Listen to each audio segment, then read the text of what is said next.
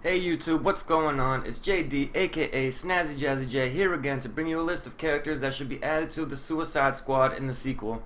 Over the years, there have been many different versions of the squad and so many different members of the team. In the first movie, we see Amanda Waller put the team together to take on the Enchantress, played by Cara Delevingne. The team in the movie consisted of Deadshot, Harley Quinn, El Diablo, Captain Boomerang, Katana, Slipknot, Killer Croc, and of course was led by Rick Flag. In the sequel, it is rumored that the squad will be going into Conduct to find and take down Black Adam, played by Dwayne "The Rock" Johnson. If that is the case, they might need to add a little more firepower because Teth Adam is no joke. The ruler of Conduct has the power of the ancient Egyptian gods granted by the wizard. When he says the word Shazam, he transforms into the almighty Black Adam. Shazam! If the rumors are true, Task Force X might need a little extra help. Here's a list of characters that I think will make good additions to the team. Let me know what you think.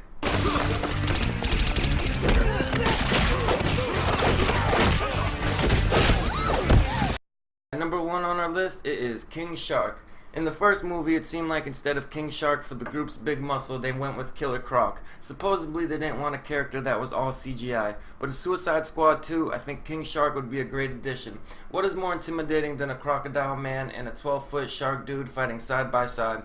And King Shark is no stranger to the team anyway. He has been part of the team in the comics and appeared in the DC animated movie Assault on Arkham, and he was one of the highlights in that movie. If they're going to put him in, I hope they go with the similar look of what they gave him in the Flash TV show on the CW. They did a really good job with his look and the way he fought. The fact that Killer Croc is already on the team might hinder his appearance though. Whether they want two villains whose main thing is being able to swim underwater and enhance strength is up to the producers. I know a lot of fans would love to see him get a little shine in the movie, but because of Killer Croc, I feel like this is a long shot that we actually see an appearance from King Shark in Suicide Squad 2. Our next pick, Black Manta, is a little more likely to join the Suicide Squad on their next outing. Since Black Manta is slated to appear in the Aquaman movie coming out later this year, I feel like there's a good chance he could appear in this movie as well. Maybe at the end of Aquaman, we see Black Manta in prison, and then Amanda Waller comes into his cell with an offer after seeing what he can do.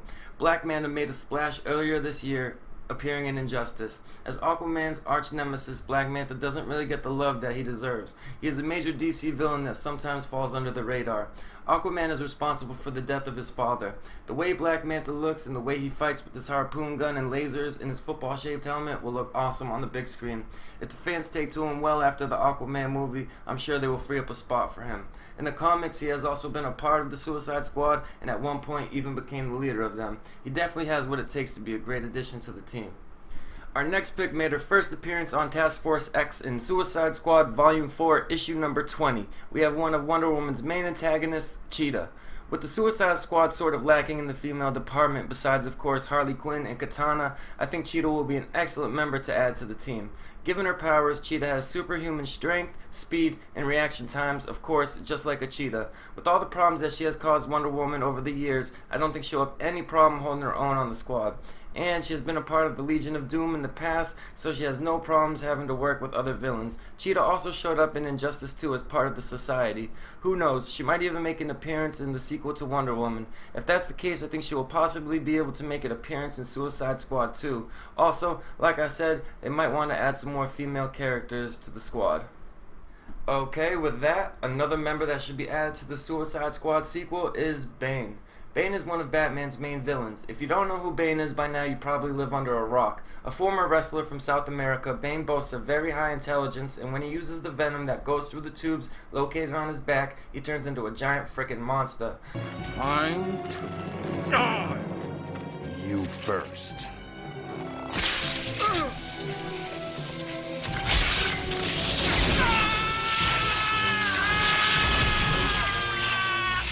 Last seen in live action in The Dark Knight Rises, where he picks up Batman and literally breaks his back over his knee.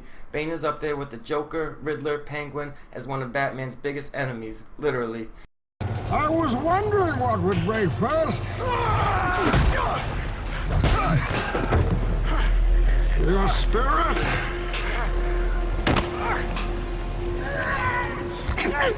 Oh, your buddy!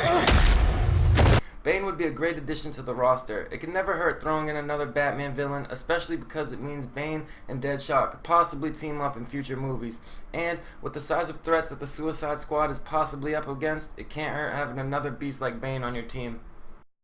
Next up, we got one of Flash's main villains and leader of the Rogues, Captain Cold. Captain Cold is another character who has been growing in popularity over the last few years thanks to his appearances in DC's Legends of Tomorrow and appearing in Injustice 2.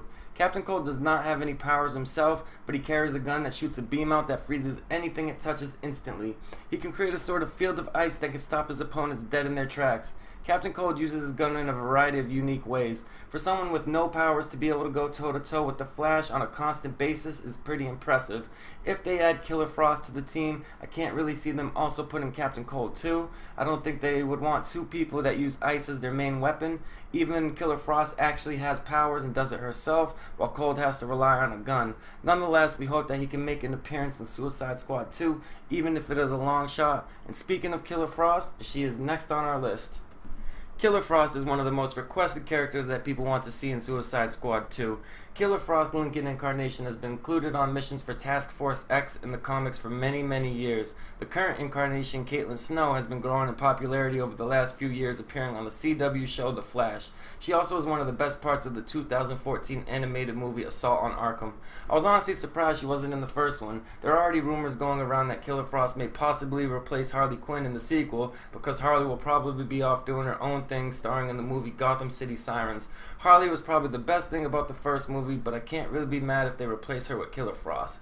Caitlin Snow has the intellect of a genius and has the ability to absorb heat energy and expel frozen projectiles. She can freeze enemies in an instant and cause a blizzard like nothing. If it is true that the squad is going to be sent into Kahndaq to take on Black Adam, then they will need people like her who are more than just brute strength. Definitely my top choice of who I would like to see in the next Suicide Squad movie. The last character that I'm going to talk about that I think is a long shot is Slade Wilson, aka Deathstroke. At the end of Justice League, we see him going to talk to Lex Luthor on his yacht, and Lex says that they need to start a league of their own. So right there, that tells me it is more likely we see Deathstroke in the Legion of Doom instead of the Suicide Squad, but it would still be cool if he could possibly be in both. It is still not for certain if Deathstroke is going to be the main antagonist in the Batman standalone project. If it does get scrapped, I think this is a situation that if they put him in Suicide Squad 2, fans will be more forgiving. We have been waiting years for Slade to get on the big screen. The closest we have come is his appearance in the Arrow TV show, which was pretty good, but I think Deathstroke is the type of villain that deserves his own movie. A chance to see Deathstroke and Deadshot team up is just way too good to pass up. Deathstroke is an assassin and mercenary that has superhuman strength, speed, and fighting ability after the army attempted to create a metahuman super soldier. Deathstroke is one of the coolest villains in all of the DC universe, so if he doesn't get his own movie, I at least hope he gets a spot on the team in Suicide Squad 2. And that is it for today's video. There we have it, 7 new additions to the team in Suicide Squad 2. If there's anybody else you want to see or anybody I forgot, leave a comment down the bottom. It's your boy JD, SnazzyJazzyJay. Thanks for watching. Please subscribe.